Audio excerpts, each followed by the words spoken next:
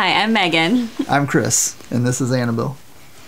We had always talked about adopting, and that was always something we had thought we had considered maybe, which was interesting because when we decided to start our family, we found out we weren't able to have our own children, and so adoption. We discovered that adoption was part of God's plan for our lives all along. So we applied with the Baptist Children's Home here in Illinois, and we put in our application, and we learned that we had just missed the training for that spring, which was okay. We would have to wait until the fall. Then we learned that they had had so few adoption placements the year before that they wouldn't even be offering that training, and we wouldn't even be able to start the process until the following year. So we were just really heartbroken and confused because we didn't know where we had missed the message about what God wanted from us.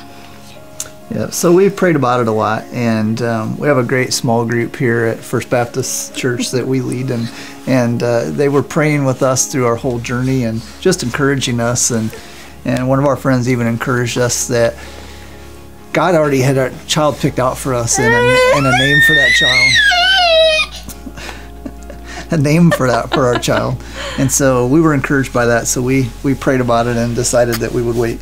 And then about a month later, we received a letter from Baptist Children's Home saying that they'd had an increase in adoption, and now they were going to offer training in July, which was just a month away. So at that point, we were even thinking, gosh, this is faster than we expected. Are we even ready? So we went through the training, we did this mountain of paperwork, we got all of our CPR training and medical tests and everything done that you have to get licensed to adopt through the state of Illinois. And we had our visits with our social worker.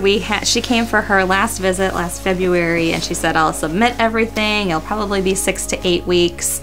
Then we knew that we would be waiting probably just, several months or maybe even a couple years for a child to be placed with us. So we were just ready to wait. We put together our book for them to show to expectant moms, and just kind of sat back to wait and knew that God would be working, but we didn't know in what way. And come to find out, 2 weeks later, we heard from the agency that they had received our book, and on a Monday. On Thursday of the same week, we got our license from the state in the mail after only 2 weeks. And then Friday, the next day, after we got our license, we got a call from our social worker, and she said, there's an expectant mom that wants to meet you, and she looked at your book this morning, and you have to come and meet her tomorrow because she's due to give birth any day.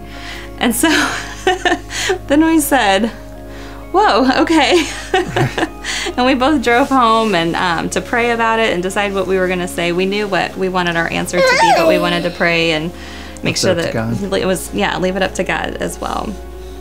Yep. So the next morning we drove out to Mount Vernon, and with the social worker at Angels Cove, and we met the expectant mother, and we were afraid it was going to be awkward, and we were nervous to meet her, but it actually went really well. And she had actually asked us if she put us at ease immediately, and she asked us if we had thought about names. And so we had some names we were thinking about, and our first choice we told her was Annabelle, and she smiled and said, I've already been calling her Annabelle. And she said that was my great-grandma's name. And we got the chills, and I said that was my great-grandma's name too, and that's why we picked out the name. And so then she said, I would really like to choose the middle name. It would mean a lot to me. But I said, well, what did you have in mind? And she chose the name Renee, not knowing that that's Megan's middle name. And so at that point, we just laughed and said, okay, God, you're just showing off at this point. And so we knew right then that her name was meant to be Annabelle Renee. And the time that we got to spend with her was so great. She said, I'm just not in a place where I can raise a child, and so I've spent my entire pregnancy looking for her parents.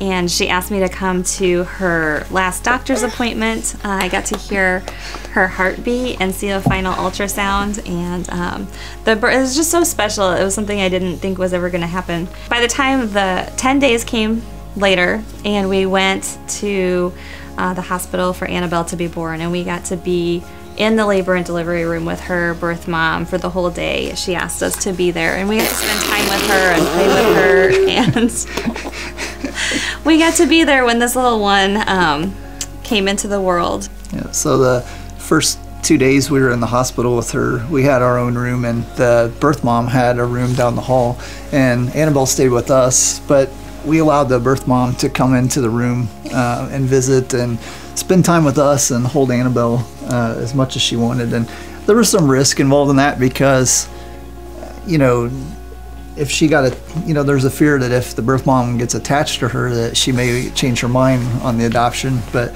she got to spend a lot of time with us, and we prayed together and laughed and cried and hugged for a couple days, and just really spent a lot of time together. And when we left the hospital, she hugged us and told us that she was so grateful that we allowed her to spend so much time with Annabelle, and she felt so much better about her decision as a result. And so that was really special to us. So we have an open adoption. We are in touch with her birth mom, and she's going to get to know her as she grows up. And we've already started telling her about what an amazing birth mom she has and how she chose life. She chose to give Annabelle a future, and she chose adoption placement as a way for her to have a family that's going to raise her in a way that's going to be good for her. And so we just love to tell this story because of how exciting it is, but also just how everything fell into place in a way that makes us really see that it was God's plan all along. And we hope to encourage people that are maybe going through something that they don't quite understand how it's all going to turn out in the end, and just to encourage you to lift it up in prayer and to trust in God and know that He has a plan, and it's for His glory, and sometimes He has a sense of humor along the way.